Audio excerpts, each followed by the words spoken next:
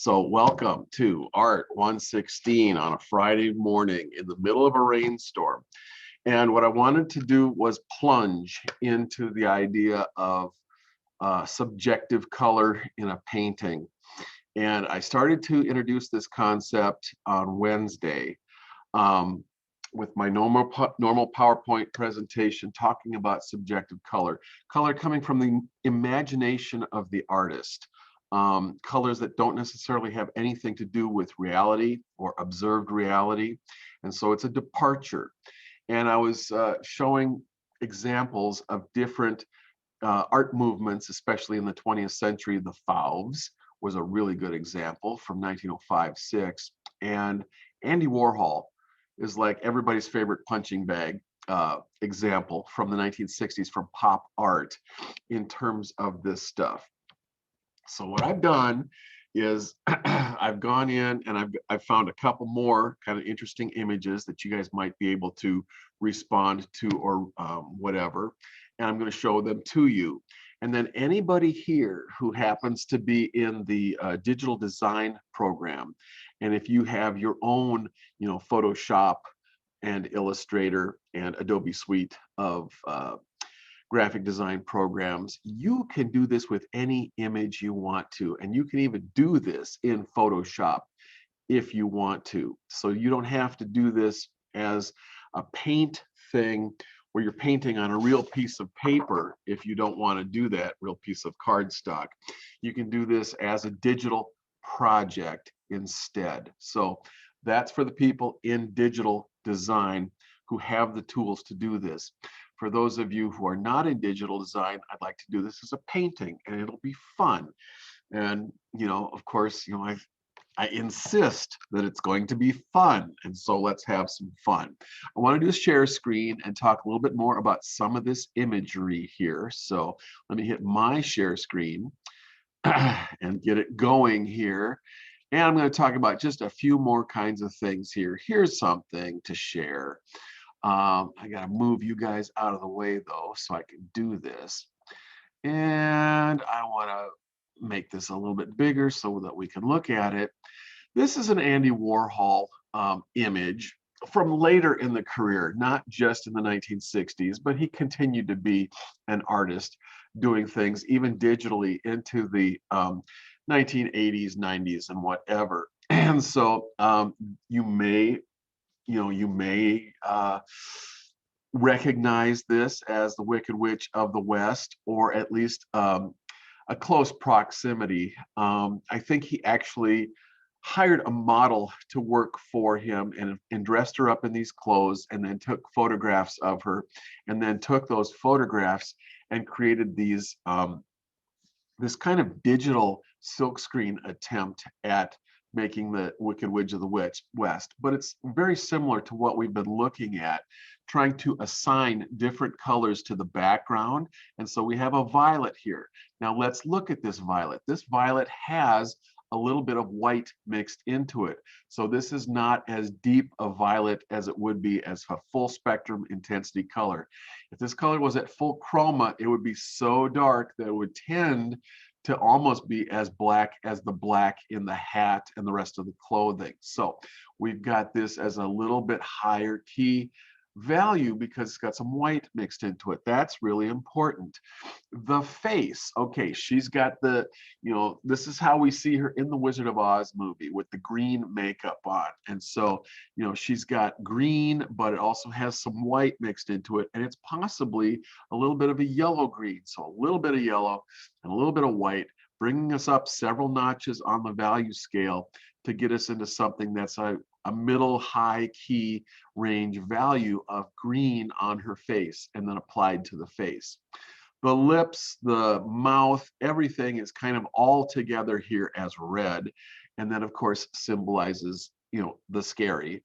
And so it's probably just it looks like it's full spectrum intensity red because it's got a little bit of the black over the top of it. That tends to knock it down kind of locally in value. But I think it's probably, for the most part, pretty much a full spectrum intensity red. with the black details on top of it. The black details are all of the things that are simplified in the photograph, kind of pixelated, simplified, posterized into somewhat simplified details of the shadows and textures from the actual photograph. And then there's been a little bit of, I don't know if you'd call this digital manipulation or what, but we've got the outside edge of the hat here that has a contour line that is kind of running around it almost as a halo. It kind of makes this thing vibrate a little bit. It kind of gives a sense of implied movement to the piece, like she is moving when she is doing her evil laugh, when she is so full-throated in her evil laugh that her head cocks back and everything shakes when she's laughing. And so that almost vibrates the outside contour line off of the outside contours of the shape. And that's kind of an interesting graphic manipulation there that gives us a sense of menace and movement in the composition. So this is a possibility of something that you guys can actually do. I'm going to stop the share and come back to my screen for a second, because I took the liberty of downloading the image, running it through Photoshop to create a line drawing of it. I ran it through the color printer here at the school and printed it onto cardstock. And for some reason, I didn't click on all of the buttons that I was supposed to click on. So I wanted to get this inset up here printed out in color, but it did not print out on color on the first 10 pages of this. But you get the idea. We get kind of a black and white version of the painting, and then we've got a line drawing of the painting that you could actually paint on if you wanted to play with the Wicked Witch of the West. Okay, in the style of Andy Warhol, but I want you to change up the colors. You can use the same kind of color structure, but change up the colors a little bit. I got to go back to my share screen and see if I've got my other thing up here that I really wanted to share with you guys. This one, yeah. I'm going to share this one. All right, so on this particular thing, I found a couple of different versions of it, because we know Andy Warhol likes to do different versions of the same thing. And this one just sold at auction for $3,500, the one with the orange background. It's the same photograph, but it's cropped a little bit differently. We've got the point of the hat cropped out of it. It's more of a kind of a, you know, it comes in closer and tighter as a portrait. And it's interesting that we're sampling the portrait a little bit tighter, but this becomes a horizontal composition then when we maintain the negative space out on the left side of it, whereas the original is a little bit more of a square composition right here. And this one is a little bit different than the one I showed you, because the outside contour lines are much thicker and redder in this version. We have a little bit more doodle kinds of outlines for the hair in blue around the outside of the, you know, whatever, where the hair would be visible on the underside of the hat. So you can see that there are variations on this theme that people can play with. And so you can Google this. You can Google Warhol Wicked Witch and do a Google image search and come up with all of these variants and see what this looks like, and print them out if you want to in color, so that you've got something to go by if you're looking to do something different. But we can see that on this one, the hair is kind of got a gradient applied to it. The contour line texture of the hair goes from orange through yellow over here into a red gradient over here. And on this one, it's kind of blue all the way across on this little hair doodle texture that's up here in the hair. So anyway, I just wanted to show you guys that one. Stop share, come back to you guys. That was Warhol's Wicked Witch. Okay, let's go look at another pop artist that we haven't even talked about yet, who you'd probably see in a pop art. Let's see, I wonder if that actually wiped you guys out. Oh shoot, okay, now I'm doing all kinds of nasty stuff, and I don't know if I can come back to you guys or not. I am stuck. I'm gonna try to hit the escape button. I'm back to you guys now. Okay, so this is Roy Lichtenstein. And in the 1960s, he was a pop artist, painter, and his big thing was looking at comic books and then doing paintings on canvas where he approximated all of the style and colors and textures that you would find in comic books or comics that are printed in newspapers. So right down to the dot matrix of the medium gray in the background. And I don't know if you can pick this up on your screen or not, but we've got the Bandai dots in the background. That was, a big deal of what he was doing. But you can see kind of the graphic simplification of how things were how shadows were kind of created to create the three-dimensional effect of things.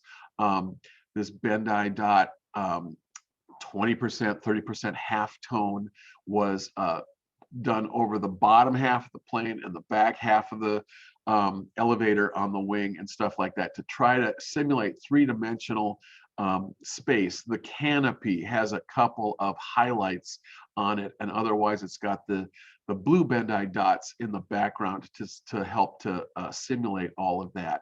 And then anyway, you can see the super simplification in the wham, in the explosion of the jet that's happening over here, where we're only using yellow and red, and then we're using strong black contour lines to separate all of these things into very separated color tones. This is super 1960s. It has this feeling of the Vietnam War or something like that. And we've got airplanes that are from that era with airframes and the design that was from the 1960s. Anyway, Wham is a very famous painting that has appeared in all of the art history books over the last 40 years to talk about Lichtenstein as another one of the pop of the artists in the pop art movement. So you could repaint this in your inimitable style and play with the idea of colors in this thing too. Subjective color that doesn't necessarily have anything to do with reality. This echoing of comic book style sort of kind of goes along with that concept. And since he was a pop artist, and since this is a very graphic image, I thought I might play with this as a possible thing for you guys to play with. So I took it into Photoshop and photoshopped it into just a black and white image. And again, the small image up here was supposed to print out in color on this cardstock, but it didn't when I printed out the first 10 of these. But anyway, these are going to be available on my table outside instead, in case you want to try your hand at interpreting a Roy Lichtenstein piece. I'm trying to give something for everybody here in this process.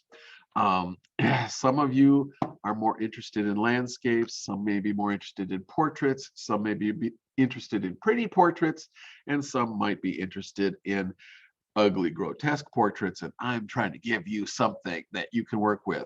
And in fact, if you did a screen capture right now of me and my face, you could even paint a me in this kind of thing, because all of this could be done as a subjective color painting too, if you were so crazy and you wanted to do such a thing. Ha ha ha. Let's see if anybody takes me up on that one. Going back to screen share now to do one more thing, because since I did it, I was, working on this all morning. This is kind of important to me. So screen share, and we're going to do this. And where were we on this? I was sharing this thing. Okay, I wanted to increase this so that I can look at it and talk about it a little bit. There's this, but this isn't exactly what I wanted to do. So I'm going to stop this share, pause this share, go into another screen share to see if I can find the thing that I actually, God darn it, I just had this up here. Photos, la-di-da, is it over here? Let's try this one. It's not here. Let's see. Stop the share. Oh, there it is. I saw the Wicked Witch. Okay. So I've got to go. I've got to go back to my screen share. Sorry, you guys. I'm trying my best here. Screen share. Go back to this thing. Hit the share button. Now I've got to come up here, get these guys out of the way so I can see what I'm doing up here. Andy Warhol, Wicked Witch, get out of my way. Can I move this out of the way? I've got 10 things here. Oh, you are killing me. Wicked Witch, Andy Warhol. I thought I had this thing open here and it's just not here. Okay. Stop the share. Okay, I'm coming back to you guys to do one more attempt at my screen share to come up to this because I had this thing open on my desktop someplace. Where is it now? Okay, fine, I'll do this. I can download this. I can open this. I can make this larger. This is such a pain in the butt. You may or may not recognize this. Excuse me, darn it. This is an Andy Warhol interpretation of Botticelli's Birth of Venus. Botticelli was an Italian Renaissance painter early in the Italian Renaissance in about the 1450s or 1470s. And one of his most famous paintings is the Birth of Venus, where the legend goes, the myth of Venus goes, is that she was born in the sea, and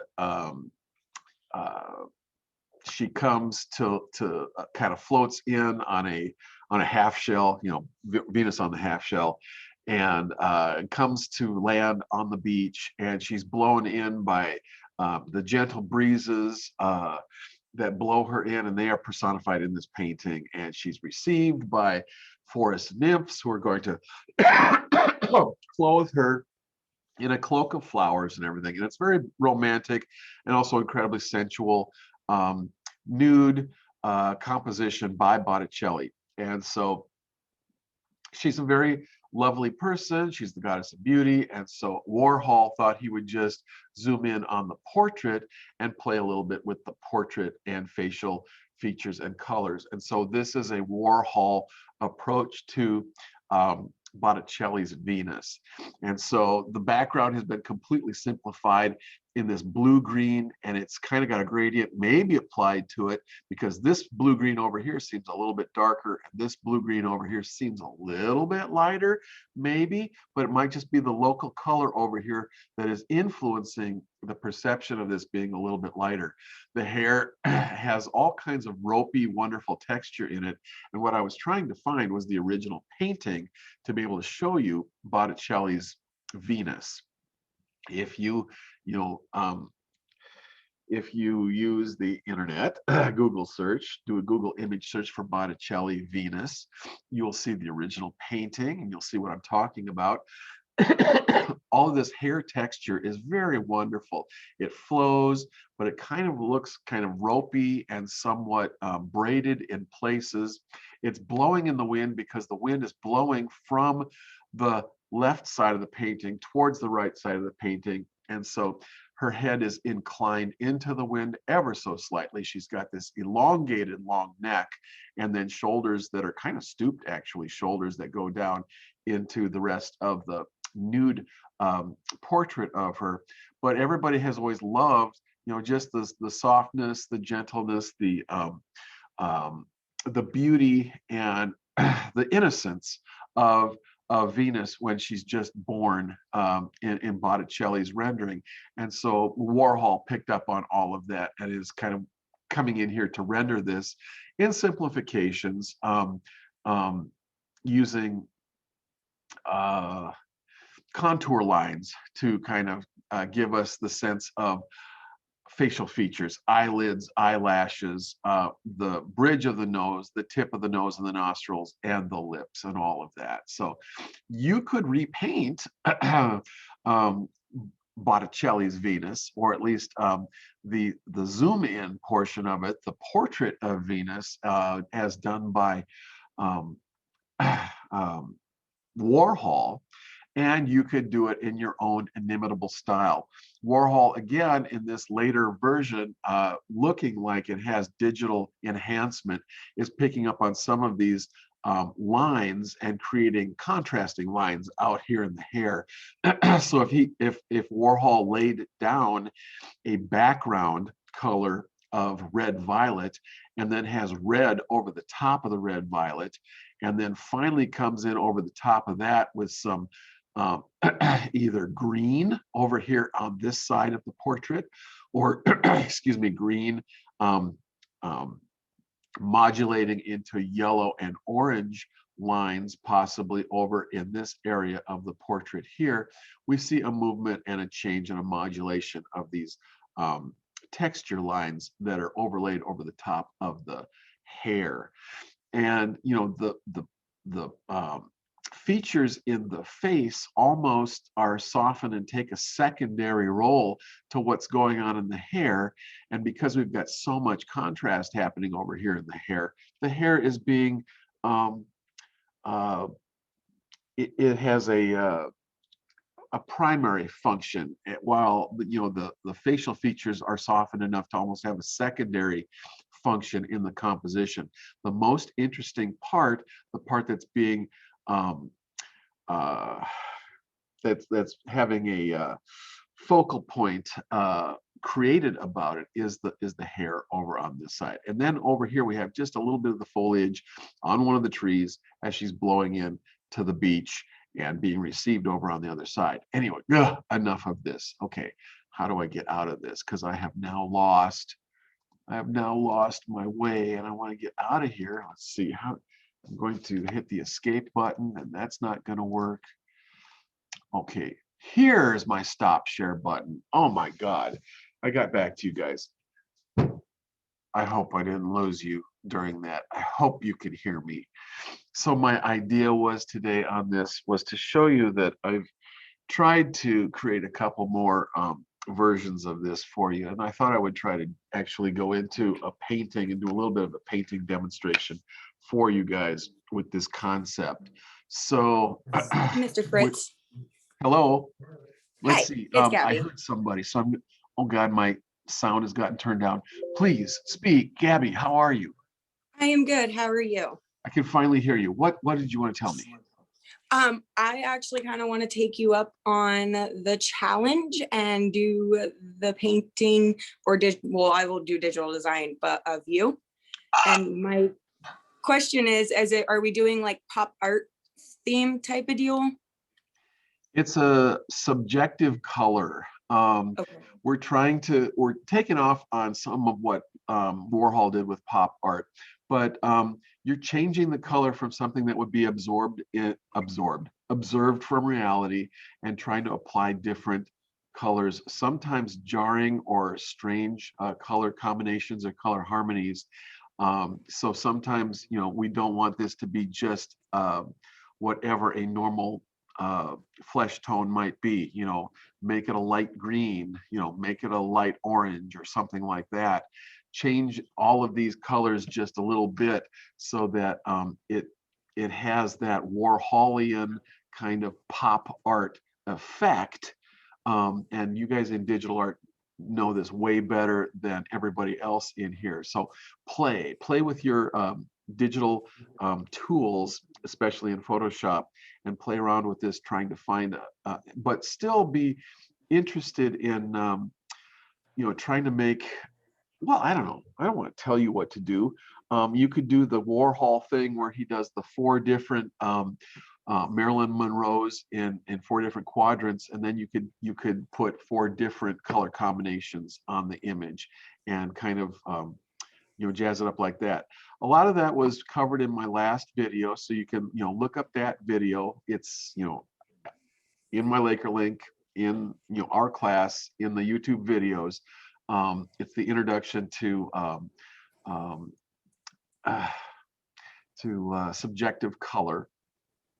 And so, you know, because you have such a powerful tool and can go so fast, that would be really cool.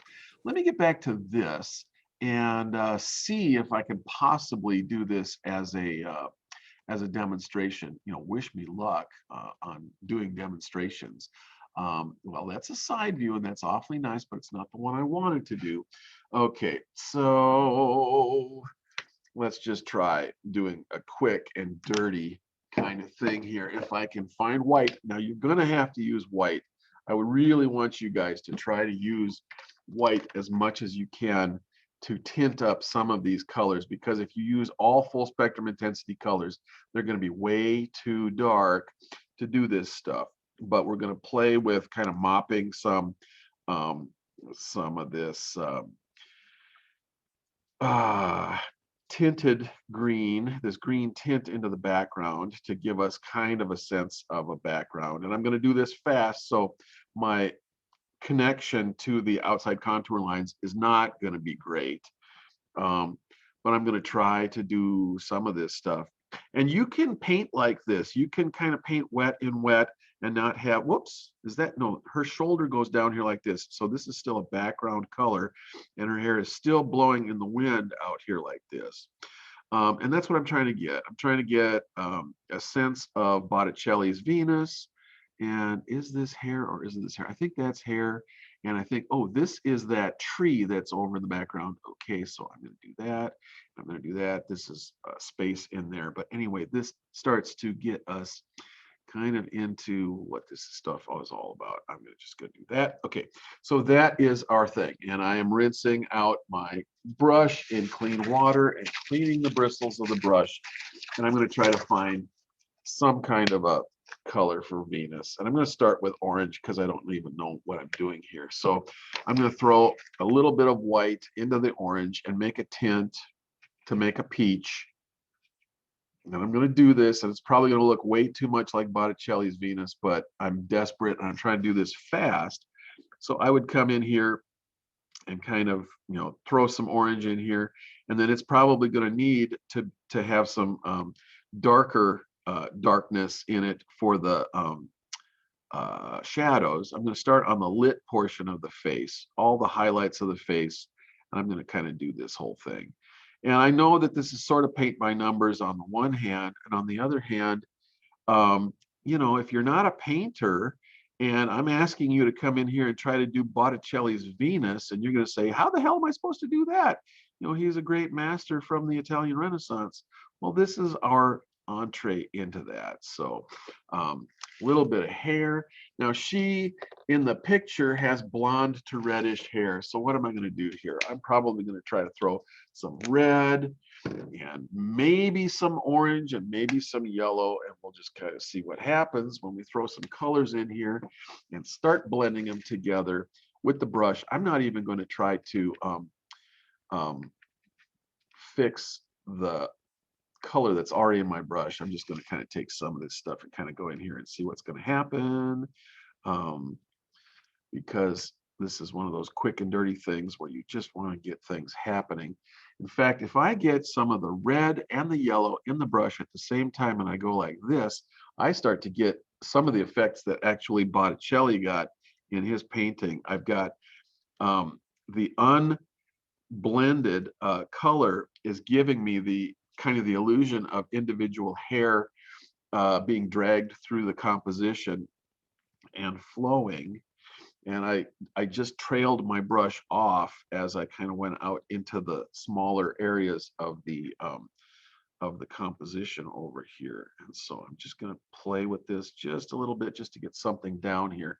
Oh, I know what I'm going to do. I'm going to take, I'm cleaning my brush off camera. Sorry about that. Cleaning the brush, trying to, so that I don't mess up my color too much. I'm going to take some of this green and throw it into these green leaves over here, just because these are the green leaves on the plant that she's kind of running into as she comes in. And I've got this to look at, but it's not really something, it's not giving me a whole lot of indication in terms of color. It's just giving me the basic form up here, this little thing in the inset here. I would probably advise you guys, if you did buy a bunch of paint brushes at the beginning, to then use much smaller paint brushes to try to do details of this thing. So I've got a little tiny little line making brush here, and I'm going to do something that you're not supposed to do because, you know, well, actually, I could do this the way you're supposed to do it. I put it in my water over here, off camera over here. I'm going to try to sneak this on camera, get this wet, and try to point the brush like this. The way you're not supposed to do this is actually to put this in your mouth and use your lips and tongue to point the brush, which is what all painters do. But of course, it will poison you, and you're not supposed to do that. And I'll take a little bit of green and a little bit of brown, throw them together, and see what I can do. Green and red make brown to kind of play with making some of these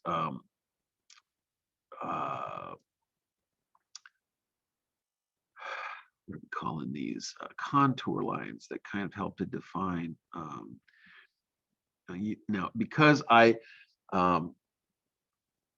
had to enlarge this quite a bit because it was a very small image. I think this was like a 250 pixel image, and so I've got just about, you know, it's completely pixelated out here, which is kind of too damn bad.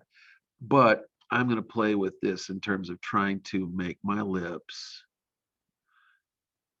to get a sense of the lips going. And you guys can see what I'm doing here. Red and green together make, you know, a horrible brown, but if you don't mix them up too much, you've got red and green kind of working together to make a very strange or Warholian contour line here that might just work in terms of all that. And maybe this could be red and green, could maybe be some of the brown that might work, you know, as a what are we saying here? A shadow, a shaded shadow area in some of these shaded portions of the composition that don't have light. So the stuff that's next to her head, I can come in a little bit with some of this neutralized red and do that. And this part over here that's next to her head, where there might possibly be a little bit of a shadow, I can pick up on some of that a little bit. And then maybe in here, I'm just going to throw this in here right now as a shadow. Okay, now the hardest part is trying to do something that does justice to the eyes, because she's got really nice eyes. So we're going to try to create some kind of an eyelid and an eyeball in green, because, you know, that's pretty. And another eyelid. The eyelid kind of, you know, is an almond shaped eye and eyelid, and throw a little bit of green in there just because it's kind of fun. And it also actually participates in our color scheme here, because we've got the reds and we've got the green going. So we can kind of play with that in there a little bit. I'm just riffing. I'm doing stuff that is out of desperation, and I'm just throwing it together because in real time with you guys in class, this is what I've got to do. So I'm going to come back in here and play with my orange a little bit, maybe get a little bit of a darker orange going in here where I might have a little bit more shadow underneath the eyebrow on both of these things. And maybe a little bit of shadow like on the eye just before the apple of the cheekbone, you know, catches the highlight. So you might have just a little bit more. I don't know if I can get that in there. Maybe I should be putting an eyeshadow in there, like a 1960s Vogue model would have, like some blue eyeshadow in there, but I'm just going to try that for now because that might work better. So more, you know, fuller spectrum intensity, orange, kind of in the nose areas that might possibly be shaded a little bit. I don't know. She should probably have a highlight on the tip of her nose because, you know, it's the tip of the nose. So I'm going to throw a little bit of a highlight there, there, and there, because that's where highlights are supposed to go, James. And throw some color on that upper lip and throw some color on that lower lip and throw a little bit of color-ish stuff around here. And so anyway, I did not do this. Like I said, you guys were supposed to do this. Since her nose is over her upper lip, I'm assuming that she might get just a little bit less color, a little bit less light on her lower lip. And the digital interpretation of this from the Photoshop kind of did that. So I'm putting a little bit more of a darker color of the orange down here to kind of simulate a little bit of shadow or shading there. Anyway, so in 10 minutes or so, maybe 15, I threw this thing together as one possible interpretation. This is terrible. I got to knock that highlight down a little bit because that's just too much. That's a little bit better. Not great, but it's a little bit better. Okay, so let's see. Let's put, oh, you know what? I can do Warholian things here. I can take a little bit of just white, for instance, and just kind of run it through here as, some contour lines and play with the idea of running white, doing some of these wonderful movements through here just with the white, and see what these huge S curves might do in terms of animating and getting some movement happening through here. Okay. And I am painting more like a designer than like a painter. And since this is a design class and not a painting class, I'm kind of opening it up to you guys too, to do the same kind of a thing, to interpret these things as a designer instead of a painter. But I wimped out a little bit because I was trying to do this as a demonstration in real time, and I hadn't thought it out ahead of time or anything like that. So I've still got like peachy, Caucasian flesh tone on here. The hair is pretty good because this is a departure from what her hair looks like in the original painting, which is okay. And the background is okay because that's a departure from what the original painting looks like. So there are aspects of this that are pretty good and aspects of this that could, use a little bit of help.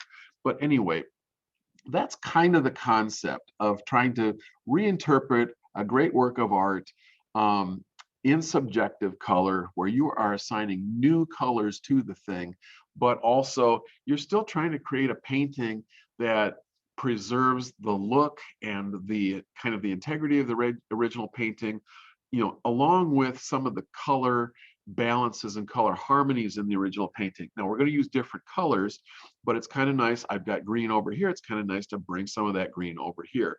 I've got some orange and red orange over here. It's kind of nice to have some red orange on this side. We're getting balance and some color harmonies being used throughout the composition, which kind of helps to unify the composition. And so I've got something that is something like the original that is in the inset in the upper left hand corner, but it's going to be your own interpretation of it. I'm coming back to you guys now because my talking head is supposed to do stuff like that. So this was a quick and dirty, attempt in real time at trying to give you guys a sense of subjective color. These are now in piles on my table outside the studio too. I'm going to put digital copies of all of this stuff into the assignment in coursework so that you have all of this stuff available to you. If you want to download it, if you want to print it out, if you want to print this out on cardstock, you can print it out at cardstock and you don't have to come all the way over here and get the stuff. But these things on cardstock are printed out for you to be able to get so that you can get started on something like this. I would like you guys looking these things up on the internet, doing a Google image search for these different works of art to see what the original is, but then don't copy the original. Try to assign slightly different colors to different areas of the composition, to the background, to the facial features, to the hairstyle, or whatever. But you can either try to do something that is, super one of the icons of beauty in Western civilization, or you can try to do something that's one of the icons of horror and scariness in Western civilization. And, you can go either way with it in this class. This is our last assignment. I'd like you to try to make as nice a painting as possible so that it is something that could be framed, and that it's a work of art that you could be proud of. At the same time, I want it to be subjective color, so your own interpretation of a great work of art. And this is our last assignment. It's going to be due next week, and I still haven't gotten into coursework yet to actually write the assignment and put it up for you, but we're getting started with it anyway, or at least started with the concept. So this today's demonstration will be a video that will be among all of our YouTube videos for you to be able to go back and look at. In case you want to look at it again, fast forward through the boring stuff to see what I was doing and what I was playing with. But it's already 45 minutes into this thing. So let's call it a day, and we'll call it a weekend. And I'll check back in with you guys on Monday and see if anybody got started with this, and see if there's anything that I can do to help. I'll probably demonstrate another one of these on another painting on Monday.